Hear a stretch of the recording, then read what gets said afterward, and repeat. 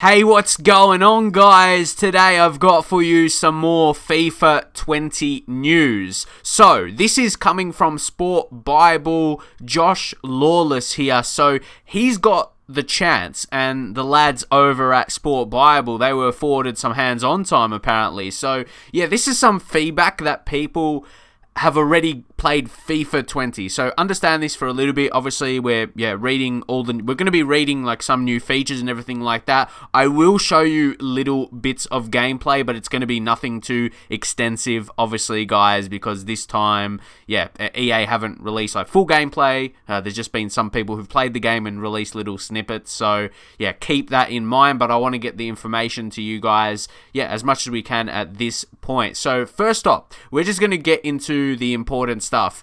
So we'll talk about FIFA 19 for a second. They credited this video here by Tom Kalefi with players clapping after opponent scores in FIFA 19. I remember that happening a couple times. Let me know if any of you guys experienced that. So we'll take a look at it anyway. So here you can see the scoreline. Juventus 3-0 they're winning. And AC Milan don't seem that unhappy. Look at the clapping that's going on. So that is really, really strange, guys. So just to show you a little bit of that, snippet there. That's something we'd like to see removed in FIFA 19 into FIFA 20. But so, let's get into the features, guys. What are the gameplay? What are the gameplay features in FIFA 20? So I'm not going to be reading everything just to you guys, just pointing out the actual features themselves. So yeah, slower gameplay. So FIFA 20 gameplay will be just that bit more slower than FIFA 19. And I think that will get to the point of being a bit more realistic and playing that possession football. Because I feel even when you're trying to play possession football, the gameplay and the movement of players is really, really quick in FIFA 19. So that's why people say like FIFA is very arcadey and stuff like that. And because it's just being too quick. So this is going to be interesting to try, and once again, try and remember in this video, guys, this is information from someone who's actually had their hands on FIFA 20. I just wanted to repeat that a couple times because, so many people say, oh, no, it's still going to be exactly the same, but there's feedback from someone who's played the game. So next up, anyway, less AI involvement with defending. So I will read this to actually take it in myself. So the presence of AI in FIFA games, and specifically their inability to defend. So basically with defending, that's good. We know the simple thing, defending has been crap in FIFA games, but apparently it says this year EA are reducing the amount of AI defensive support and instead... okay, yes, this is good, guys. I like this. Do you ever feel... I feel the AI does too much for the human player. It should be more in your own control. So that is very, very good. And you can see there's Ronaldo on the cover. I don't expect Ronaldo to be on the cover, but that's a tweet they made there as well. So the defending system completely overhauled. That backs up there. So if you're wondering about it, if you've heard that, so this is probably one of the biggest things so far that you'll see in this video. The defending is changed. You're not going to be I wouldn't even say relying. I'm not, because you don't want to rely. You don't try and rely. The CPU. You know, sometimes the CPU makes tackles by themselves for your team, for you. Like when you don't do that. So it's going to be more on the control. Like as it says there, it's going to be it'll take a back seat. It'll take a back seat, and the majority of the responsibility on the shoulders of the actual player, which will make way for just better defending basically, and not random stupid acts. It's good when they win the ball, but it's replaced, it still has a lot of bad things about it. So goalkeeper movement reduce, yes. Do you ever have your goalkeeper coming up? Here we go. I just wanted to put this so we talk about the goalkeeper. Do you ever have the goalkeeper running up and you don't even press anything? There's a feature in the game to make your goalkeeper run up, and that's what your control should be. You should make them go up when you want to, but them going up randomly, it doesn't make sense, mate. Like what? You want that? You want it to be balanced in that right way, because obviously the user doesn't control the goalkeeper in terms of saving. So you just want them to be a bit more settled and not going up all the time. Like, yeah, when the defender, when the attackers are running in on goal and any other situations in attack, they could sometimes go off their line a little bit. Okay, alright guys, control tackling. So we have saw a bit of the tackling in effect. They did release that little trailer. I'll probably show that in this video as I talk about it right now. So, yeah, timing. The defensive timing is so important. So, yeah, sticking with defending, major changes have been made to the tackling system in FIFA 20. Like, they've gone, like, at least with the features that are in place, at least what is being said here, there is a lot that's being done apparently. So, and they say timing is everything, and that applies here as cleaner and more precise tackling is much more likely to win you the ball back. So yeah, I'll be showing you the gameplay there, and you can see. And again, it ties in with giving the user more. This is what we want: more control. The user having more control. That's what we're getting so far. So far into this, the user is going to have more control with the defensive play and in a whole part of a match as well. But yeah, having that more control in defense, I talk about that all the time. Not all the time, but sometimes in videos I talk about this, guys, where I feel defending can, even though defensive mistakes, like stupid things happen in FIFA, sometimes defending can be easy, and you can leave a lot. You can leave a lot to the CPU in terms of when you're just controlling your defenders. You can do them without so much work.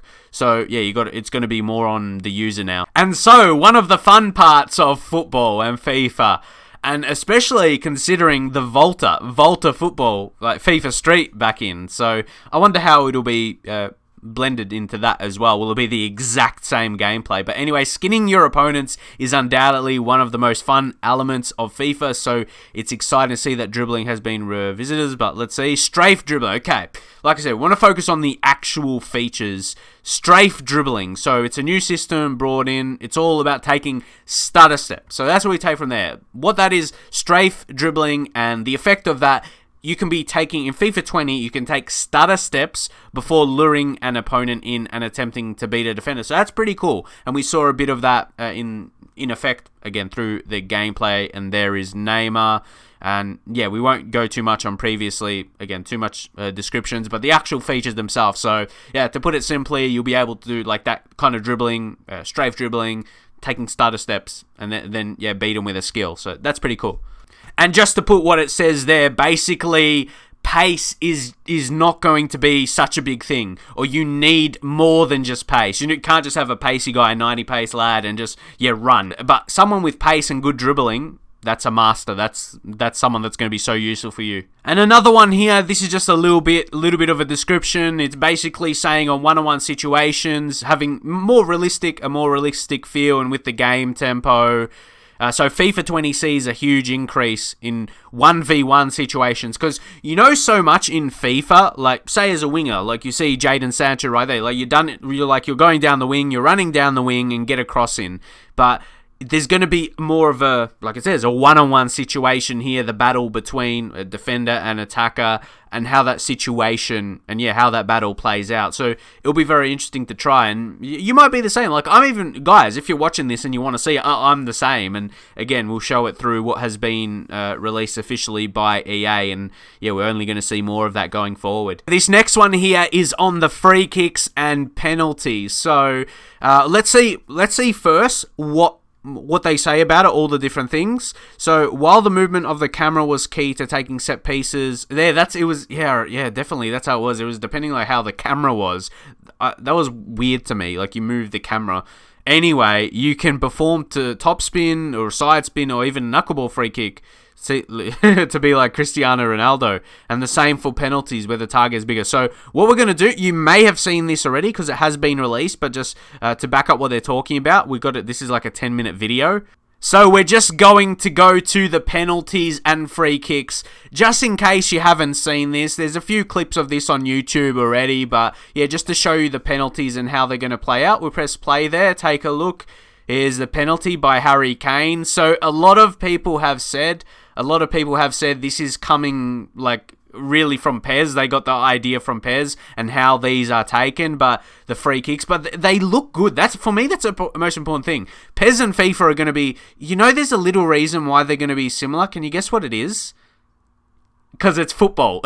So it's the same sport, so games are going to be the same. And yeah, then they basically just get onto talking a little bit more. So we will take a look at that. We'll take a look at that a couple times just to repeat it. But yeah, just to repeat my point there, guys.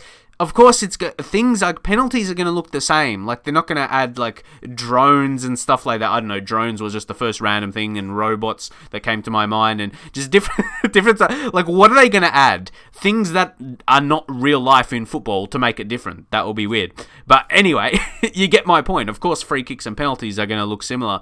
But yeah, I didn't even have the volume on anyway, just to show you the gameplay of that, guys. Let me know what you think about the free kicks and penalties for FIFA 20. From what we see, it's very minimal, so it doesn't give you an idea of all the different types of penalties and free kicks you can do. Keep that in mind. You're like, oh, that's not too much.